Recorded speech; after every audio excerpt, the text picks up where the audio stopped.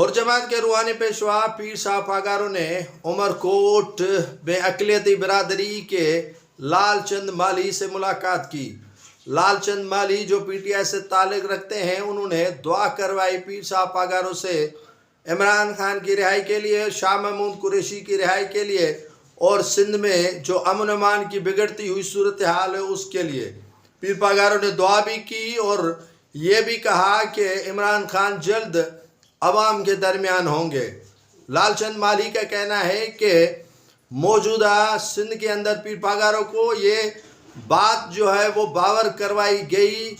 उनको पहले ही नॉलेज में था कि सिंध के अक़लियती बिरादरी के साथ क्या हो रहा है, सिंध के अक़लियती बिरादरी के साथ कौन सा खिलवाड़ किया जा रहा है। सिंध की अक़लियती बिरादरी जो अब 2% भी नहीं रही सिंध के अंदर, वो माइग्रेट करके भारत जा रही है, जिस पर तशवीश का इजहार किया पीर पागारों ने कि तहफ़्फ़ुज़ देना रियासत का काम है, तहफ़्फ़ुज़ देना हुकूमत का काम है, लेकिन हुकूमत और रियासत जो है वो अक़लियती बिरादरी को तहफ़्फ़ुज़ फराहम नहीं कर रही है।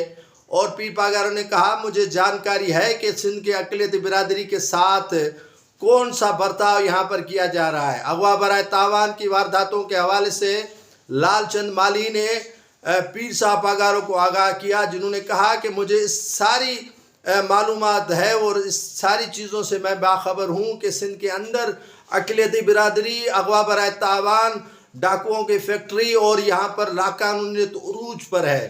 पीर पागारों ने इस सारी सूरत हाल पर तशवीश का इजहार किया कि ये सूरत हाल इंतहाई ख़राब होती जा रही है, जिसको कंट्रोल करना हुकूमत का काम है। नाज़रीन, एक अहम बात जो अहम डेवलपमेंट हुई है कि पीर पागारों रूहानी सफ़र पर निकले हैं, जहाँ लाखों मुरीदैन को ज़ियारत करवाते हैं। भारत से आते हैं, सिंध से आते हैं, पंजाब से आते हैं, बलूचिस्तान से आते हैं, तो हर तबके के साथ वो मुलाकात भी करते जा रहे हैं। सियासी रहनुमाओं को ऑन बोर्ड ले रहे हैं, सियासी रहनुमा भी उनसे मिलते हैं।